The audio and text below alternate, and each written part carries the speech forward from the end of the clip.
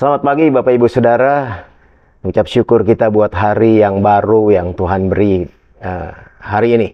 Hari berkat pastinya Saudara. Kita akan mendengarkan renungan firman Allah pada saat ini. Renungan pagi kita berdoa. Bapa kami dalam surga, kami bersyukur buat pagi yang baru yang Tuhan beri dalam kehidupan kami. Allah menyediakan semuanya. Bahkan Allah memberkati kami dengan berkelimpahan. Tapi sebelumnya kami mau mendengarkan firman-Mu berbicara buat kami dalam renungan pagi ini, supaya ada sesuatu yang baru terjadi dalam kehidupan kami. Sementara kami mendengarkan renungan firman Allah. Terpuji nama Tuhan, dalam nama Tuhan Yesus berdoa mengucap syukur. Amin. Bapak Ibu Saudara, beberapa hari ini kita bicara tentang pelayanan dalam gereja. Dan hari ini temanya adalah jangan ada perselisihan, Saudara. Ayatnya 1 Korintus 1 ayat yang ke-10. Saya baca, Saudara. Tetapi aku menasihatkan kamu, saudara-saudara, demi nama Tuhan kita Yesus Kristus, supaya kamu seia sekata dan jangan ada perpecahan di antara kamu. Tetapi sebaliknya, supaya kamu erat bersatu dan sehati sepikir. Nah, Saudara, dalam hubungan kita dengan orang lain sebagai makhluk sosial, Bapak Ibu Saudara, kita sering mendapatkan perbedaan pendapat satu dengan yang lain. Baik di antara kita, baik juga di gereja, di antara kita, antara anggota jemaat dalam gereja lokal, Saudara. Perbedaan dapat sangat mungkin terjadi. Dan jika itu berlarut, akan dapat memicu konflik atau perselisihan. Di dalam menghadapi suatu perselisihan, kita sebagai anak-anak Tuhan hendaknya jangan memakai cara duniawi seperti tipu daya dan akhirnya masuk pada kekejaman. Bahasa sekarangnya berantem, Saudara ya. Cara-cara demikian adalah hasil dari kehidupan yang dikendalikan oleh dosa, Saudara. Nah, buat kita, senjatanya apa, Saudara? Senjata kita adalah kasih. Kasih Allah. Nah, Saudara, kasih tidak menyinggung. Kasih tidak melukai, kasih tidak mencari kemenangan diri sendiri.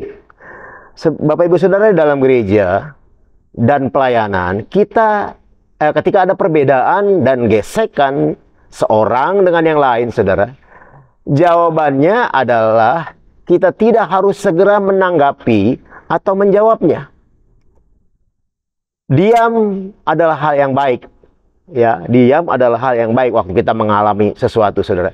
Diam di sini artinya diam terhadap mereka yang sedang berbeda pendapat dengan kita, Saudara.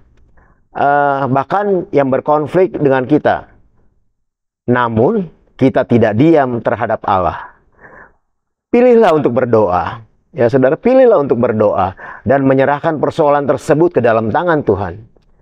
Bapak Ibu Saudara, kita dapat berdoa apabila yang pertama, apabila yang mereka sampaikan adalah hal yang benar, maka kita mohon agar Tuhan melembutkan hati kita dan menerima dengan hati yang lapang. Kita harus berterima kasih apabila seorang menunjukkan hal-hal yang memang perlu diperbaiki dalam hidup kita. Ya, Saudara. Namun apabila yang mereka katakan didasarkan pada kedengkian dan kejahatan, kebencian, Saudara, kita dapat percaya bahwa Allah pasti membela kita. Nah, Bapak Ibu Saudara, lihat teladan daripada Yesus. Kita harus ikuti teladan Yesus. Ketika dicaci, ia tidak membalas. Dan dengan cacian, Saudara, ketika ia menderita, ia tidak mengancam balik. Tetapi ia menyerahkan kepada Bapa yang menghakimi dengan adil. Bapak Ibu Saudara, hal yang lain yang perlu kita perhatikan, ini perlu banget diperhatikan, adalah ketika seorang dihadapkan pada perselisihan, Bapak Ibu Saudara, orang tersebut cenderung akan mencari kubu pembelaan dari orang-orang di sekitarnya. Saudara, ngerti maksud saya, Saudara? Kita perlu hati-hati dengan sikap demikian, karena ketika kita mencari pembelaan dari manusia, kita sedang membuat konflik itu terus berkembang, Saudara, terus. Nah, Saudara, mencari pembelaan sama seperti membuat suatu lingkaran setan yang membuat masing-masing pihak terus saling menyerang. Kita melihat, Saudara, perselisihan ini kemudian ada pembelaan, mencari pembelaan, dan terus akhirnya berkelanjutan. Sikap itu juga mengidentifikasi kita sebagai orang yang mementingkan diri sendiri. Sebagaimana yang dikatakan dalam firman Tuhan dalam Amsal 28 ayat 25, Alkitab terjemahan bahasa Indonesia sehari-hari mengatakan seperti ini, saudara. Mementingkan diri sendiri menimbulkan pertengkaran. Mementingkan diri sendiri menimbulkan pertengkaran. Engkau lebih beruntung apabila percaya kepada Tuhan. Ya, saudara, ketika kita percaya sama Tuhan, itu lebih akan menghasilkan sesuatu. Kita perlu ingat bahwa perbedaan dan gesekan di antara orang-orang percaya tidak mungkin terhindari, karena kita makhluk sosial, terus bersosialisasi, pasti aja itu bisa terjadi. Tetapi pertikaian tidak perlu terjadi apabila kita mulai mempraktekkan hal-hal yang di atas tadi yang saya ceritakan, saudara. Bagi kita, berdoalah, dan tidak perlu meyakinkan orang lain untuk mencari kubu pembelaan. Ya, saudara, kita nggak perlu mencari orang-orang lain untuk membela kita, saudara. Saya baca ada beberapa ayat 1 Korintus 3 ayat yang ke-9. Ini penting buat kita, Bapak Ibu Saudara, karena kami adalah kawan sekerja Allah. Sebagai pelayan-pelayan jemaat Tuhan, kita adalah kawan sekerja Allah. Kamu adalah ladang Allah, bangunan Allah. Jadi sesungguhnya kita adalah, konflik itu terjadi, tapi kita perlu mengerti bahwa kita sedang ada dalam susunan bangunannya Allah. Saudara, Kolose 3 ayat 13-14, saudara, saya baca seperti ini. Sabarlah kamu seorang terhadap yang lain. Ampunilah seorang akan yang lain apabila yang seorang menaruh dendam terhadap yang lain. Sama seperti Tuhan telah mengampuni kamu, kamu perbuatlah juga demikian.